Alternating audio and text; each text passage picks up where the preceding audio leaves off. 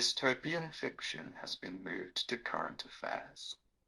Hello and welcome to another episode of Dystopian Fiction has been moved to current affairs. This is our 22nd episode, and this week we are doing Gattaca, which is a 1997 film, right?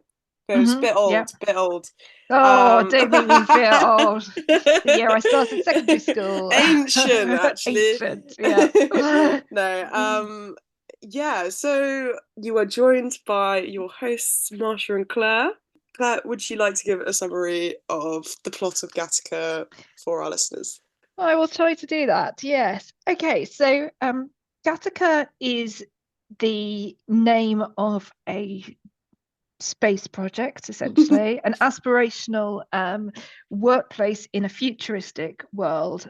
And in this world, the life chances that you have are based on genetic determinism, because we are given the impression, and we'll talk about this a little bit more in a minute, that most normal conception has been replaced with IVF with gene editing in order to, as it were, make sure that the best possible genes of the parents are manifested in the child. And furthermore, science allows for the ease of testing of the DNA profile of any individual to such an extent that it has replaced all other recruitment techniques or things that define your place in society. Within that, we have a faith birth, a child born not through the local geneticist, but rather just through two normal people having sex in a car, I think. And the child born of this is Vincent, a child who is defined through his birth to form part of an underclass, but who defeats this prognosis for his life by fortunately impersonating a man called Jerome. Jerome, who has got the best possible genetic makeup, but has been paralyzed and is a wheelchair user and alcoholic. And essentially this is a plot that they come up together for them both, as it were, to get the best out of Jerome's genetics. Yeah, exactly. Yeah. So I really like this film. I think it's a bit of a classic of the genre. It doesn't actually feel that old, funnily enough. I don't know whether it's because there's no effects or anything, so you're not sort of dating it in quite the same way. I actually think it, like, in terms of cinematography, it was gorgeous, like really, really nice. It has that kind of like orange tinge to it. It felt very kind of like, I don't know. Blade Runner, that's the one. I knew it was something Runner. I was like, it's not Maze Runner. And that, that's another dystopian film. That's another dystopian film. All right, so that sort of classic scene in Blade Runner where he's kind of stood in this like deserty looking place, and it's all very orange and gorgeous around him. I don't know, it kind of gave me that vibe, but it was very. It has a. I think there was a certain visual style to Gattaca that I personally really liked. I was enjoying it. I was watching it. I was like, wow, this is beautiful. Some of the shots were like lovely. It's just a very well made film, in my opinion. I think so, yes. And also, it's got this really sort of impressive cast of household names. Obviously, they were all kind of young and gorgeous at the time, but Ethan Hawke as Vincent, and Jude Law as Jerome, and Uma Thurman as Irene, the so one woman who gets a proper role in this film. Oh, 1997. Yeah, I think part of it is like, me and Claire were just saying before we started the episode, they talk about the whole entire like, oh, we've eradicated racism because we've like got discrimination down to a T in terms of the like whole genetics thing. But there's not like that we've seen one black person and one woman in the whole entire film, like appear like as the main characters. Speaking roles, I think that's right. Just in the background. Yes, not many of those. It's just all men in suits, white men in suits, which was just a bit raising questions about whether this is just the sort of biases of the late 90s, or whether it is also something that is a product sort of the late 90s. But there could also be sort of, especially for us looking at it now, it offers a kind of subliminal message that when you make the best possible genetic selection, what you end up with is lots of white men. White men, yeah. Yeah. We've talked quite a bit in sort of our planning of this about kind of what we think about this idea around genetic editing and to what extent we are a product of our genes and so on. Genetic editing is obviously something that we can do scientifically, but something that we don't do, certainly in the terms that are sort of set up in the film. I suppose the question is, what do you think it would take for us to get from where we are now to where Gattaca appears to be? What are the shifts that have to occur there? I mean, obviously there's a lot of like legal stuff that needs to be going on. So me and Claire were doing a bit of research. So to break it down, so there's two types of sort of genetic editing or gene therapy, you could say. So there's the somatic gene therapy and the germline gene therapy. So somatic is where it's kind of the best way to explain it is you can edit the genes that are switched on and off in cells, but like only in a specific part of your body. So if I had some sort of disease and then I edited like some specific cells in one of my organs to basically overcome this disease, sort of cure me, I was still like the rest of my cells, especially the ones in my germline that produce like the gametes, such as like they will still carry that genetic disease, and like my children could still inherit that. So a classic example of this is cystic fibrosis is, I think, a recessive disease. That's right, yeah. But yeah, people who have cystic fibrosis can get a somatic gene therapy on the like lining of the tissue in their lungs, so that produces less mucus. So they can sort of overcome this. But also I think that you have to consistently get this gene therapy done because that lining will be shed over and over again. As like, as cells do, they die away and then they're replaced. You can sort of overcome the disease, but at the same time, people who have cystic fibrosis can still pass on to their children. And it's one of the particular diseases that came up when we were looking at kind of where the legal process seems to be going and talking about. Yes. I'll put this in the show notes, but in 2023, there was a so-called citizens jury. So a meeting of 21 people who had personal experience of a genetic condition, either who had one or who had children who had died from an inherited genetic condition. And they were basically, as a result of this kind of lobbying for a law change for gene editing that would prevent the heritable diseases such as cystic fibrosis. Yeah, so the heritability aspect, it could only be changed through germline gene editing. So this is the other half, which is actually like editing sort of the cells that will then be used in reproduction. So this is where, if you wanted to like edit out some disease, you'd be like doing germline editing. Or if you wanted to, I don't know, edit some genes to give your child blue eyes or whatever, like this is the sort of thing that you'd be doing, and then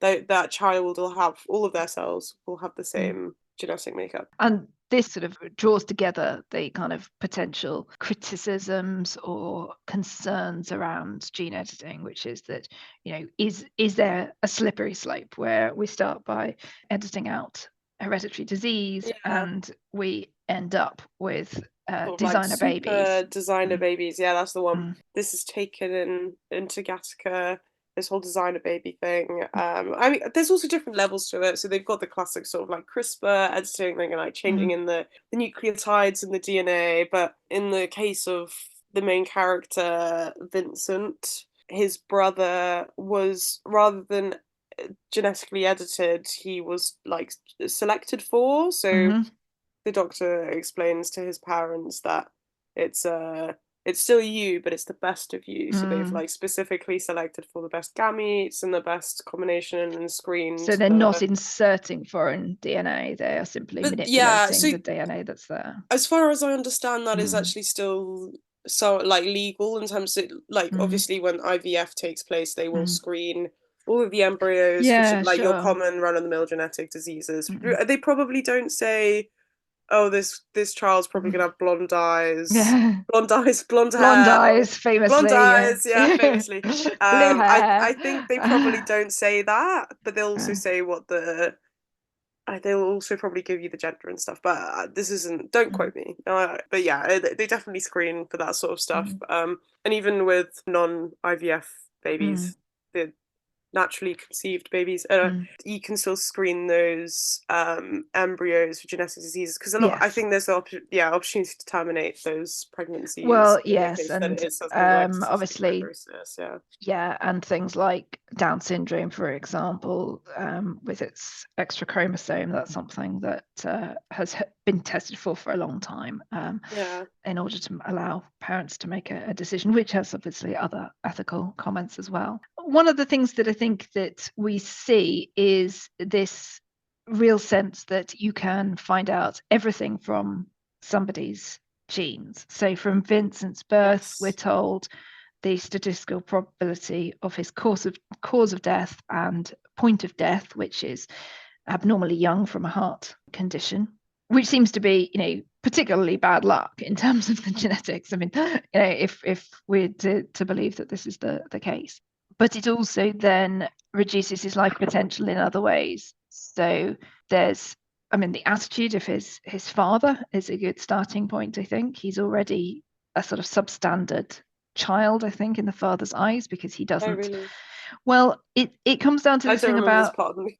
it's that's all right. It's just to do with the naming, because so this is a film set in America, where I suppose we have a larger likelihood that a father would name the son by his own name. Firstborn son would get the father's name, Yes. Okay. and he would have been called Anton, therefore, instead of which he gets Anton as a Oh middle name no. and is given the name Vincent. Now, this in itself has a sort of element of nominative determinism to it, because Vincent obviously means conqueror, or comes from, well, I suppose Victor means conqueror. Vincent, I guess, means the one who is conquering or something. But anyway, the same idea, that it's from the Latin for conquer.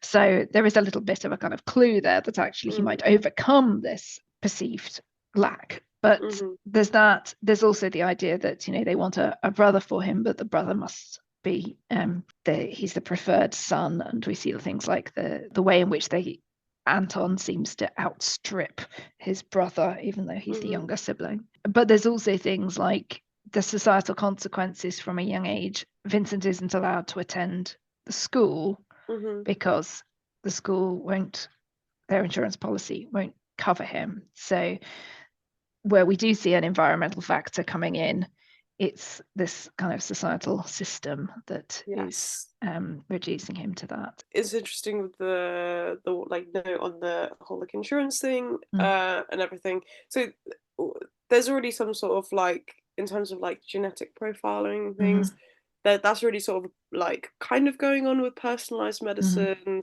For those who don't know, that's like basically you can use someone's genetics, or basically take like a sample of their cells and test certain drugs to see how effective they are for your specific genetic makeup, and then you can get the most like the best drug for you in your scenario.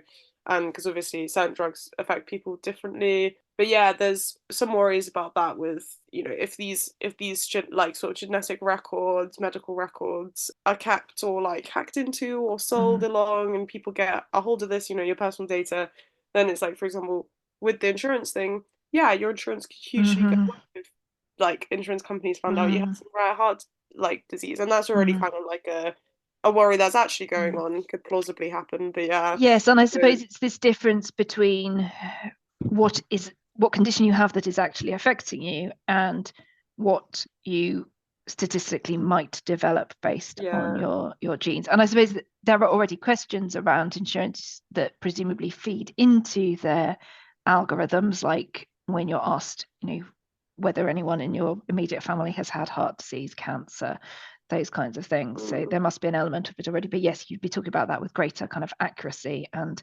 more impact on people.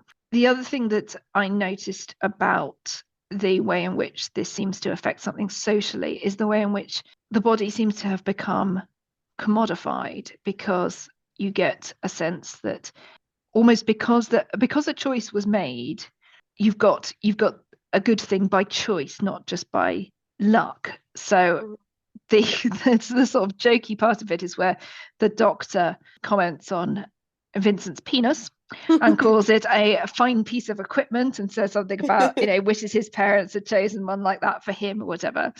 And on the one hand, this is obviously, a satire on men's obsession with the size of their penises, but also there's a something even more significant. Like, it seems a particularly ridiculous thing to boast about when it's just by chance of genes or whatever, but somehow it becomes more significant when it's a choice that's been made. Yeah, so it's kind of this commodification. What did they weird, choose? like it's like your child, and like that's one of the things you choose for like 20 years time when they're an adult, but to have a certain penis size, bit strange, bit weird. It is weird, isn't it? But there's all of that, I guess, because it then plays into stuff like the fact that if you find a potential partner, you can whisk a bit of their DNA off to a sort of free testing service that will then tell you whether they're actually a good option or not. Again, that kind of determinism. You've just been kissed, and so you sort of transfer a bit of their saliva onto a slide and take it in to get their suitability tested. So also, it has to surely be illegal. Like, that's not like, yeah. I mean, this is what they say in the show, not in the show, in the movie. Though, is like, there's some government laws about it, but no one's really checking. So yeah, I guess it's almost like it's become so ubiquitous in the way that people think about each other that, yes, what they call genuism, where you're essentially discriminating based on genetic profile. This is illegal, but there's always a way around it. And one of the things that I think this has really made me think about, and I was saying to Marsha just before this, I'm reading this book that has completely blown my mind and my whole worldview. So I'm going to give an insufficient account of what it's saying, but it is really relevant to this conversation. I think that a lot of what we tend to talk about on the podcast when we're talking about things like criminal behavior and the effect of environment on people's life chances and so on, we tend to be quite sympathetic towards the idea that, for example, inherited wealth creates greater opportunity for you, whereas growing up in poverty is more likely to lead you into the criminal justice system, and so on. And this book is by Robert Plomin. He's a geneticist who works particularly looking at the way in which facets of our personalities, life chances, our psychology are genetically influenced. So whereas we're probably quite familiar with ideas about hereditary diseases, there's been rather less tendency to want to believe that, I suppose, the more esoteric elements of our sort of life outcomes have been created solely by our genes. It has the potential to create kind of a fatalism, which it does in Gattaca. The idea you don't have the good genes, then you're doomed from day one. You're no use to anybody. And although he argues against that interpretation, what his work endeavors to show is that heritability is a huge influencer on where we can go to in life. So to give a good example, he talks quite a bit about school achievement, and he says that essentially your success at school is 60% based on your genetics. So it's a hereditary quality, your ability to achieve at school. And obviously there are various things that play into that, including innate intelligence, but other things as well to do with kind of your mental health or how you respond to classroom scenario, those kind of things. These are genetic qualities. And then he also points out that within the remaining 40%, which is environmental, 20% of the whole, so half of that, 40% is also genetically heritable. So your environment is also a product of your genetic makeup from your parents. Yes. So, things like whether you watch a lot of television, he says, has now been proved to be a genetic tendency, or whether you are read to is likely to be based on your parents' genes and their tendency towards reading and so on. So all of that then affects these things. So then I was like, oh my God, we're living in Gattaca already, just without the kind of genetic modification. So this is a whole stressful thing that has kind of, especially as a teacher, you're constantly being told to think about, the value that you can add to a child and things like that. Whereas he's basically saying, yeah, but their potential to achieve progress, value added, is also genetically inherited. So there's nothing we can do. It doesn't matter. Ultimately, it doesn't matter what school you go to or anything like that, because it's basically almost everything comes down to your genes. So Vincent, therefore, is obviously, he's treated like that, and we're told, there are these weaknesses in his genes, and he does things to compensate for those. But we're also left thinking, well, is this a message of anybody can achieve anything? And we'll come back to this on kind of the American dream and social mobility. Or is it a commentary that actually says he's a prodigy, he's a one-off, unusual candidate, which I don't think is what the film's really trying to say. But you made the point that, is he the hero, or is he just the guy? Yeah. We're sort of saying, is he just a guy trying to make his way? But like ultimately, is what he's doing meant to be this sort of an inspiring moral hero thing? Because I don't know, on one hand, he's overcoming these limitations that were put to him, which are obviously discriminatory, and the whole eugenics thing is awful. But it's also, he's going on this space trip that happens once every 70 years. It's really tough and really hard, which Claire was saying, he's physically capable of doing all the, physical tests that they've given to him, despite his heart condition. He doesn't, pass out and fall off the bike or anything. No. It's just that he's playing Jerome's heartbeat through the monitors.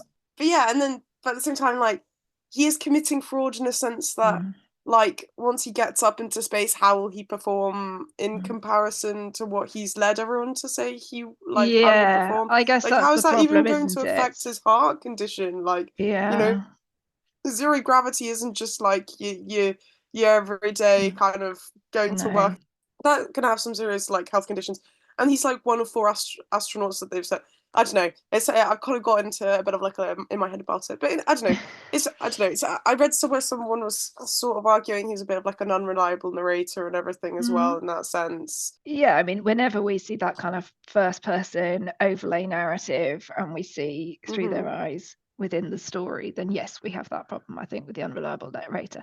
And I suppose, we can see him as the rebel who overcomes the system, but there are different layers to that. I think you're right. There's the one that basically says, are you being responsible? Is this all down to kind of your own ego?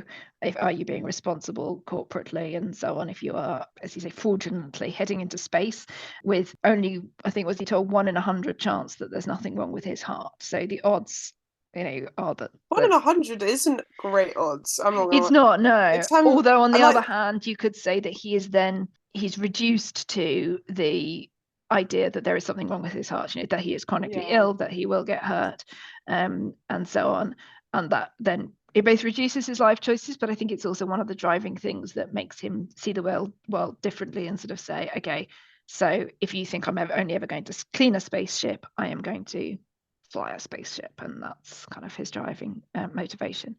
But yeah, so there is something there. I guess the other side of it, though, in the way in which we're supposed to see this as particularly dystopian, is the way in which he is part of a class that is vilified based on the circumstances of his birth.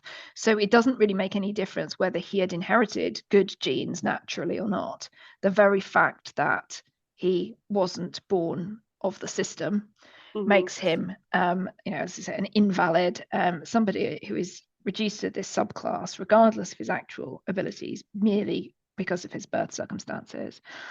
And when the director is murdered, there is this strong assumption that it couldn't have been any of the Gattaca employees. It must have been one of the cleaning staff or Mhm. some rogue element from the underclass.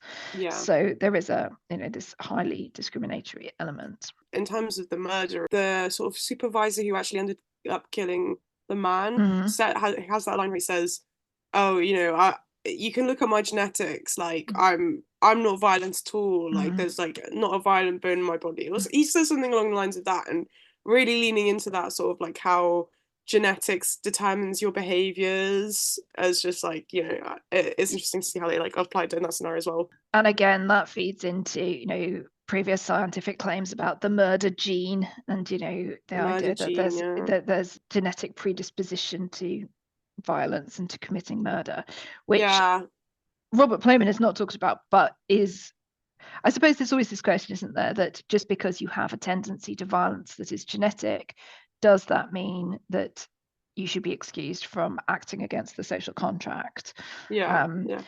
And this brings us back to Robert Sapolsky when we were talking about, I was literally about to bring him up.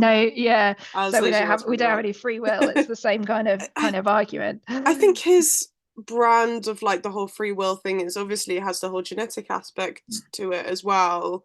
But he also kind of puts emphasis that it also has that kind of environmental factor of like prior experience. Everything that we've experienced plus our genetics leads us up to this point. And I think that what Robert Playman would say is that the genetic element is then how you respond to those environmental factors. So he has this really interesting statistic on divorce, which is essentially that children of parents who have been divorced are more likely to get divorced. That is not simply if they have been brought up as a child of divorce, so they've actually experienced it. If they have been adopted and raised by somebody else with no contact with their parents, they are still likely to get divorced if their parents got divorced. So it's sort of saying, there are certain genetic tendencies to respond to situations in particular ways. I mean, as I say, mind blown. I need to get into this a little bit more, but it is a bit, I find it quite depressing. He's really trying to say it's not depressing, that actually this gives us a much greater sense of how we should view equality. Because this, I think, is the other thing that's interesting about Gattaca, which is the elements over meritocracy. So essentially saying that the better people, defined by their genetics, get the better job, get the better success. The worse people form this underclass, they will never get those better jobs. So there is a clear idea that, okay, it might not be merit in the sense of working hard, but it is something that basically defines you and says, this person is better, so they get this job. Now, in meritocracy, we don't acknowledge that that's the case, but essentially, it's true. If you've got genes that make you especially good at basketball, like you're really tall and athletic and so on, yes, okay, of course you might work incredibly hard and so on, although that as well might be genetically kind of ingrained, but you'll become a really successful basketball player because of those genetic factors. And I think this has been very interesting in terms of the Olympics and some of the despicable outcry against masculine women who must be men. Literally not even trans. Like this is like one instance of like there's so many different instances like in the past couple of months that I can name about like misinformation spreading and like one little thing being taken. I think like one of the boxers had said something like just slightly off, like not even off, but just like I don't know. So it's the story. It was particularly the story of Iman Khalif, who was misgendered prolifically on the internet, and claims were made that she's a trans woman. But what it fails to recognize is the fact that basically your genetic makeup, which may include intersex characteristics or may include less common typical characteristics in women, they are the things that are going to make you into an extremely good athlete. Just like Michael Phelps has got, the wingspan of a pterodactyl or whatever it is, and these enormous feet. These are the things that made him an amazing swimmer. There's something, I think, about a deeply ingrained misogyny that comes into it as well, that women, for men, it's a great achievement brought about by their amazing bodies, and for women, it's a failure to be sufficiently feminine, that plays in. But it's this same idea that basically your genetics will contribute to your success. And it's the same with intelligence, right? Intelligent parents, their genes are passed down to produce intelligent children. And, yes, those children may be more or less intelligent than their parents, depending on which genes specifically they get. But that does mean that there is this whole claim about meritocracy is actually, well, it's unfair from birth, because, you are a product of these things that you can't control. Whereas we tend to think in meritocracy, oh no, we'll refer in the notes particularly to Michael Sandel, who is this amazing Harvard philosophy academic who writes particularly well for a kind of public market, both to a lesser extent in his probably most famous accessible book, Justice, which is based on a lecture series that you can also watch online, and then more recently on his book, The Tyranny of Merit. He really kind of tackles this idea head on, that particularly perhaps in the American system, but I think it's very prevalent in Britain as well, there's this idea that anybody can kind of defeat their circumstances at birth. There can be a rags to riches story, provided you kind of knuckle down and work hard and play the game and don't do anything wrong. And this comes down to this idea that equality is all about equal opportunity, that basically everything will be fair, people will get what they deserve, provided they're all provided with the same opportunity. It makes it about, I'm better than you because I've got away from my background and you haven't.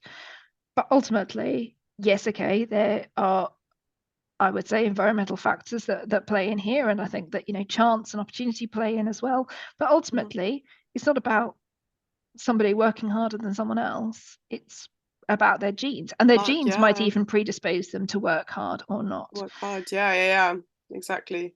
So with Gattaca, we've almost got a kind of playing into that idea that, because Vincent wants it so much, he has to commit this massive fraud, but he proves that he is more than his genes.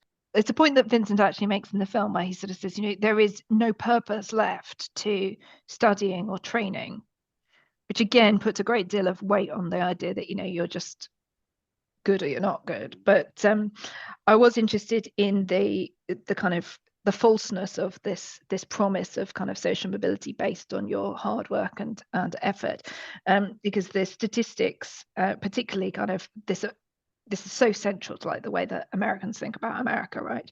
And this is why, J.D. Vance is supposed to kind of embody this idea of the American dream, coming from this impoverished background to become a vice presidential candidate, in spite of being totally bonkers.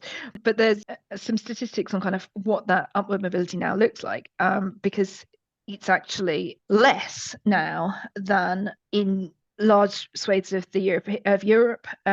So economic advantages and disadvantages carry over from one generation to the next more frequently in the US than in Germany, Spain, Japan, Australia, Sweden, Canada, Finland, Norway, and Denmark, according to Michael Sandel. And in the US and the UK, nearly half of the economic advantage of high-earning parents is passed on to their children. So there is much less social mobility in these countries where we talk about it so much. The mobility is actually higher in Canada, Finland, Norway, and Denmark, in particular. And they are much more likely to rise out of poverty. And particularly, I think people think, this can't be true in somewhere like China. It must be more true in kind of our progressive Western societies, but that's not true. You're actually much more likely to be able to rise out of poverty in China now than you are in the US. So this kind of whole myth of like how you can succeed, I think is really kind of epitomized in the film. And also I think because Vincent is obviously such an anomaly, he has to commit this enormous fraud, right, to be able to do this.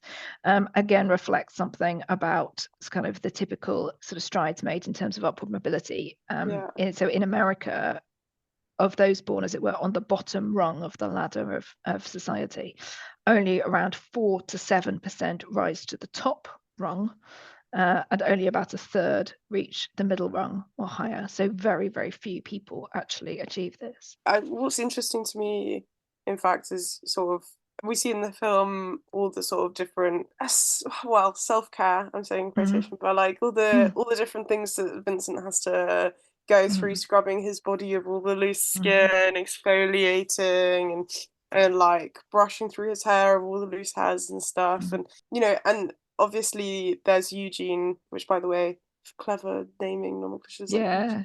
like genetics, Eugene, the eugenics. real Jerome. Yeah, absolutely. Anyways, provides him all of this, like the shot where he's like filling up the fingerprint, like top layer of the finger with like blood and stuff was just absolutely like icky. But I learned in my genetics module at university this year, everyone, about chimeras. So for those who don't know, that's basically an organism that has two cells of two genetic profiles. So this can occur in like a number of ways. So generally it's when, for example, two fertilized eggs of like two distinct genetic profiles will fuse together and they'll form like a single organism. So the body will have distinct sets of DNA. I learned all about that from Orphan Black. Did you? Yes, yeah. There's a crucial character who had absorbed a male twin in the womb, and therefore had two this must actually, distinctive lines. We sort of spoke about it in the sense of like chimeric mice and stuff, and you can also get what's actually kind of very sci-fi is human animal chimeras, which are used in like research and stuff. Just to like understand other diseases and organ development and stuff. I'm not actually quite sure why that's beneficial to fuse as human and animals, but I suppose guess you can't really experiment on a human human specimens. So sort of introducing human organs with animals. I'm not sure. That's an interesting one. I don't know. It does definitely raises questions of the island of Dr. Moreau and the idea of kind of human animal hybrids. We get the same idea being explored in what's the thing with the boy with the antlers? Sweet Tooth. Sweet Tooth. There we go. Yes. Yeah, Sweet Tooth. Yeah. So obviously, kind of like as a supposed natural phenomenon there, but yeah. So sorry, chimeras. I got carried away with my favorite show. But yeah, I don't know how. I need to do a bit more like research into it. But surely, yeah, with the Orphan Black, you're saying like one character absorbed their twin in the womb. That must happen. So then you have genetic profile. Like, what happens in a hypothetical sense if I had two genetic profiles, one which was less valid than another? What does that then make me? Like, and I think that this, again, this comes down when we were talking about kind of the gender rows at the Olympics, the idea of kind of intersex characteristics, for example, the widespread understanding that, having some intersex characteristic is as likely as having red hair in terms of a statistical prevalence genetically. Yeah. So again, you're talking about something that is once you start looking into somebody's genome, maybe doesn't manifest in any way that is obvious externally, but would affect the way in which, as you say, you kind of like registered within certain aspects of your DNA. Exactly. Yeah. I mean, even just, and surely even with the sort of prevalence of the whole IVF thing in Gattaca, you implant multiple embryos into the womb when you do IVF because of the success rate, which me and Claire were talking about. I mean, even with general fertility, we were saying, what was it like? They reckon at least 1 in every 8 pregnancies. 1 in every 8. Yes, and it may be more because, of course, it's hard to tell. Yeah, well, you don't know. Yeah, some people can be pregnant for even a number of weeks and not know. So people miscarry much more frequently than they probably realise. Than we realise, and IVF, as we said, is hugely low success rate. What did you say? 40%? Under 35s, obviously it changes with age and also depending on whether the embryos have been fresh or frozen. But yeah, for under 35, it's 40%, and then it decreases as you get older. And for I think I think for like 42, it's like 2 point. If you're 42 Yes, and years over, you're like 2.9% or something like that. So, and obviously this is altered by like implanting multiple embryos into the womb, and then without not again, my like genetics science understanding is very loose at the moment. I'm not an expert, but surely that would like human chimeras must be like an actual thing, and the whole intersex thing. Yeah, And that's an interesting question. I mean, I know that obviously it's more likely that you'll get monozygotal twins and things like that, isn't it, from IVF? So the division of embryos seems to be more plausible. So presumably the other way around as and well. also, if you've got identical twins, then how do you even tell them apart? They could even impersonate one another. It's all very I don't know. There's just so if the way of identification is now through your genetic profile, like there's so many loopholes and things going on there. But I also wanted to, what, an interesting study that I'm going to, a little bit of knowledge that I'm going to sprinkle into the podcast is there was animal behavior lecture about how within mice you'll obviously have like a number of little baby mice in the womb, because even the positioning of an individual within the womb, depending on where they are, like whether they're next to brothers or sisters, and the exposure that they have to like sex hormones will then affect their nature, like aggressiveness, especially with like females positioned next to two brothers, they will be more aggressive. Whoa. I know, like even just within the womb, like your position within the womb, which is an environment, like, which is both a genetic in a sense, because you're getting exposed to certain sex hormones, which is turning certain genes on, turning certain genes off, but like the environmental factor of literally the position that you were in within the womb of your mother could affect your behavior moving forward. I don't know, it's just so I just got reminded of that a little bit, speaking of the chimeras. The person we haven't talked about then so much is Jerome Eugene, the real one, who is obviously has to be he's very involved in this whole process, both because his identity is being used, but also, as he said, for all the things that he has to do. He has to be producing blood and urine samples and all of the bits of dead skin and hair and so on, and things that will be needed by Vincent to play Jerome successfully through all the randomized and scheduled testing that he's required to go through.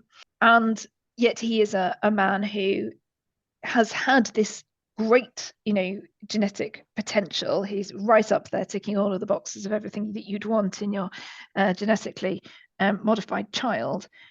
And yet he is both a man who has ended up profoundly disabled, and also is clearly deeply unhappy. So I wonder what we learn about this society, this situation from him. I mean, is Jerome, not Jerome, Eugene. Jerome/Eugene, as I put in all my notes, so that we don't get confused with Vincent/Jerome. I think his whole sort of story arc's really interesting. I mean, I don't know how many like prevalently disabled characters there were in the 90s, but I don't know. I think some people I saw reading about were angered by his at the end of the film he incinerates himself, which was actually I was watching it with my boyfriend, and it's just like, where is he climbing into? What's about to happen? What's going on? And then just quite how he gets access to the bottom of a rocket, I don't know, but obviously greatly symbolic that he goes on the same journey. But exactly. I mean, it's a bit of a tragedy, but I really enjoyed his like relationship with Vincent, because it was a very sort of symbiotic relationship in the fact that Eugene had put was in this position where he was out of work, and also what do people who are disabled, whether they're like invalids or valids, I don't know what they're called, whatever, like what do they do once that? I feel like that concept could have been explored a bit more within the film, of like, okay, one option is you sell your genetic identity, genetic profile to some guy, and then he looks after you for basically the duration of your life. We don't really get told, do we? But what we do see, which again I think plays into, yes, we might have become a slightly less ableist society in the last 25 years, but I'm not sure that we have that much. But this idea of kind of shame associated with the fact that he is a wheelchair user, particularly because, again, I think when there is so much value placed on your physical characteristics as endowed by your genetics, the loss of those then is seen as it's like the opposite of meritocratic. So if you succeed by means of your genes, then if you're not succeeding, then it's because you've done something wrong, as it were. That if goodness is associated with success, then failure, as it were, through illness or disability. And we see this a lot. We still see it, again, this is perhaps a little bit more in the States than in Britain, mercifully, but this idea of, well, obviously there's a religious resonance of the idea that there's some association between kind of sin and sickness, but also the idea that essentially you brought this on yourself through some failing, whether it was because you didn't eat right, or you didn't you smoked too much, or some sort of sense of blaming people for their own sickness. Now, we do learn that Eugene Jerome is responsible for his own paralysis because he was not involved in a car accident. He stepped out in front of a car in an effort to end his life. Was that all down to his genetics as well? Well, there you go. I mean, I think that this is the prevalence towards should we look at the old statistics in the front? It doesn't. I've got it here somewhere, but anyway, the most psychological illnesses, according to Mr. Plomin, Dr. Plomin, Professor Plomin, these things are mostly hereditable. The example in the table is actually schizophrenia, which is 50% hereditable. Really? What? 50%? Yeah, and he said, and again, this is something I think was quite controversial in his work, because a lot of psychologists don't want to sort of situate mental illness within your genes, because they want, I suppose, because a lot of the therapies and things like that are, about kind of, talking therapy and so on as a way of improving yourself. But if it's in your genes, how unavoidable is it? Exactly. But there's also this thing about it being genetic, about how you respond to traumatic experiences or to depression. So the way in which you handle those and so on. So again, are we talking about a predisposition to suicide, or are we saying that actually within this society where essentially he seems to have no place, partly of course because he was a professional swimmer and therefore that's been taken away from him, but also his sense of privilege was bound up with his genetic superiority, and so that's been stripped from him as well as a wheelchair user. And of course he has to play this role where he says, oh no, I'm a temporary wheelchair user because I sprained an ankle or whatever it was training at Gattaca, when he's stopped by the police, because why is this guy who is supposed to be going into space in a wheelchair? So a lot of shame, and obviously he doesn't have any sort of support system around him. He's a Brit living in America. He's in this completely unsuitable flat. The scene where he has to climb the stairs, which again shows this enormous kind of drive within him. He has this constant thing in the parts of the first part of the film, doesn't he, where he's basically saying, you cannot ever be me, until he starts to realize that actually I think Vincent can be him. And it's a funny sort of friendship, but I think that it is a friendship by the end of definitely the by film. the end. I think there's that kind of like mutual camaraderie, but my curiosity is like, the whole entire film, Vincent sort of is going on about wanting to escape this world, and that's why he wants to go into space and stuff. But once he's there, like, surely, like, in some senses, the whole genetics thing, like eugenics thing, is still integrated. I don't know. I'm curious to see like how much space travel has been like integrated into their, because I don't know. I don't know how much they were saying, like whether they have bases on the moon or whatever. I mean, I think he's obviously doing a particular exploratory mission that can only be accomplished at certain points in sort of the solar calendar, whatever. But overall, you get the impression that yes, this is much more normalized than say NASA or something. Yeah. I think that traditionally the space program was really bound up with the sense of American identity, say the idea of achieving things that other countries hadn't achieved, the space race with Russia and so on. And it had a great sense of kind of hope and optimism around it. Of course, it was incredibly expensive and it's been wound back. But there's quite a lot of stuff around kind of the way in which the Apollo mission sat in kind of the American psyche. And therefore, I think that there's a symbolic value to the fact that this is what is kind of the pinnacle for Vincent in terms of his achievements.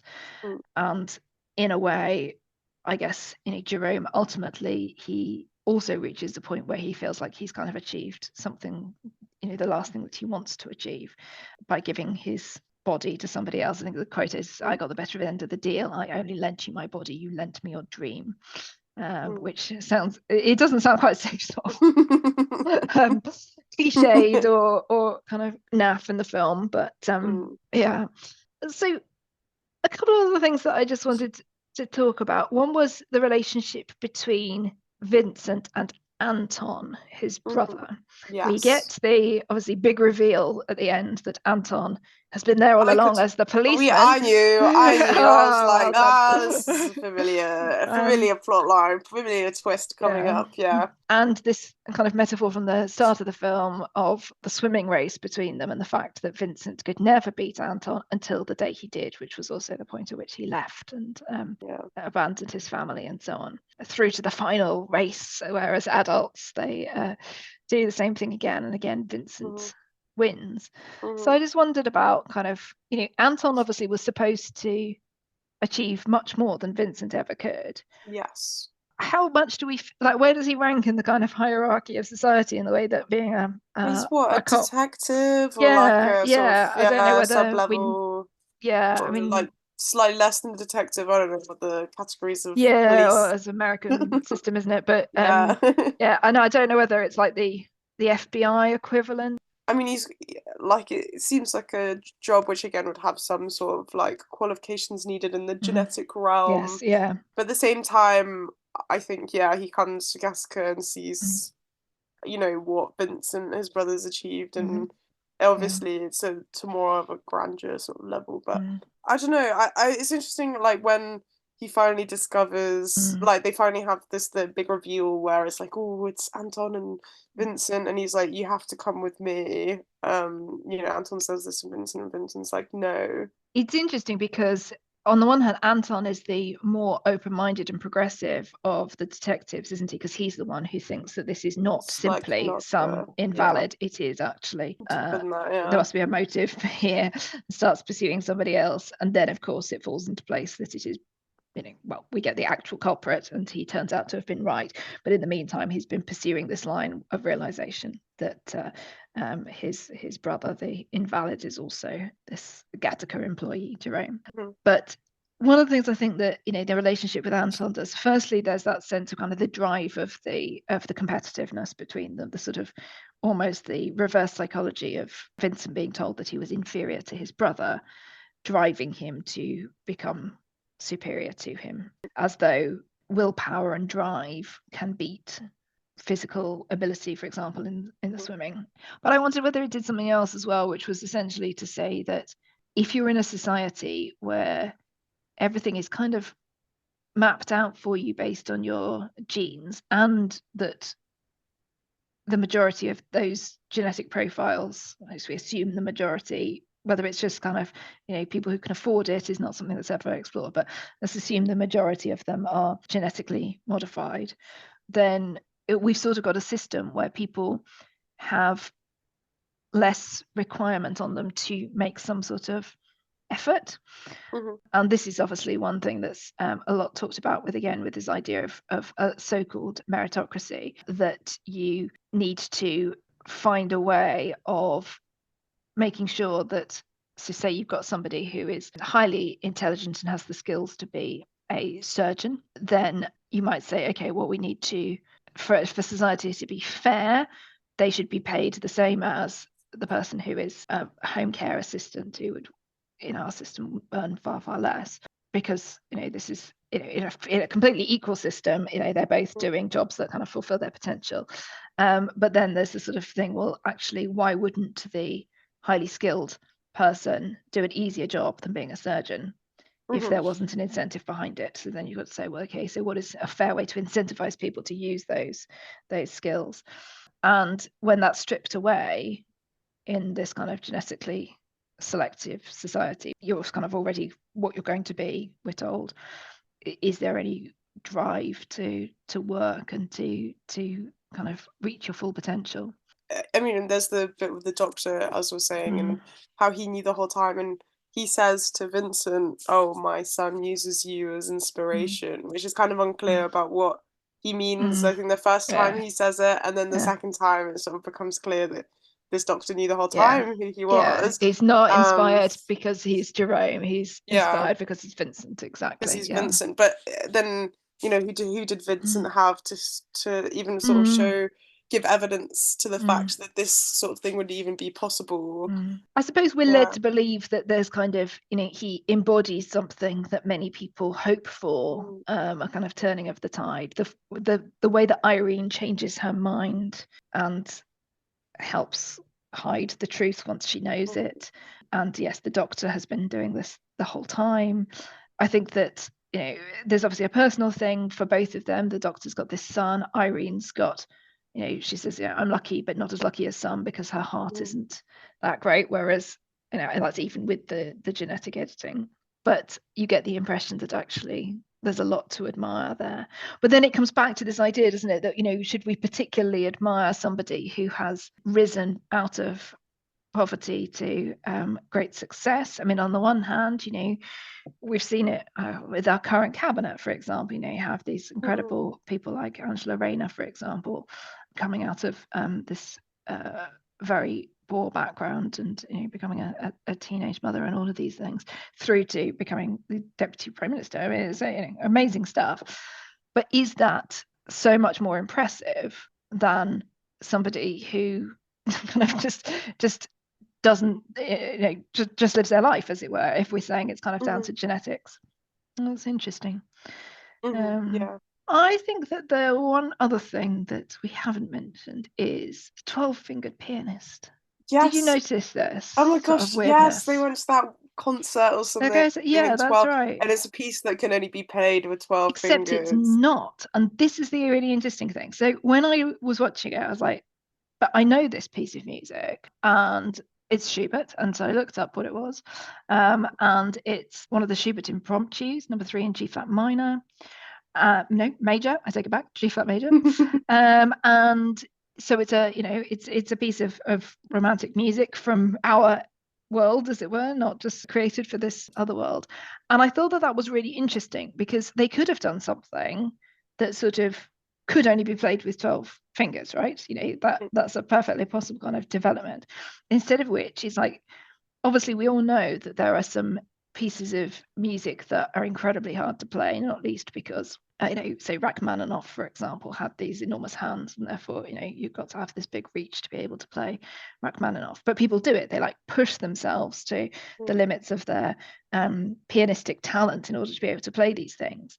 Whereas what have they done instead? Well, they've manufactured a 12-fingered child to become a great pianist so that they can play these things. Yeah, in that sense, from the point he was born, there was already a determined fate for him to follow. Exactly.